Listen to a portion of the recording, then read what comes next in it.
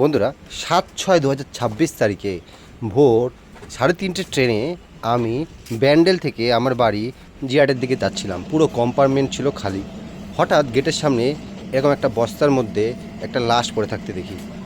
আমার তো প্রথমে ভয় হয়, একটু উকি দিয়ে দেখলাম একটি মানুষ এখানে পড়ে রয়েছে। তারপর আমার ভয় হলো, আমি একটু সামনের দিকে এগিয়ে গেলাম। সেখানে যে সিন দেখলাম সেটা দেখে আমার বুকটা প্রায় আটকে হওয়াটার জোগাড়। দেখুন বন্ধুরা, বাপরে বাপ, আমি তো প্রায় ভয়ই পেয়ে গেছিলাম। পুরো ভূতের মতন অদ্ভুত একটা জিনিস এখানে বসেছিল। একটু পরে গিয়ে দেখি সেই লাশ জীবন্ত হয়ে গেছে, আর তার কার্যকলাপ দেখে আমি আর হাসি চেপে রাখতে পারলাম না।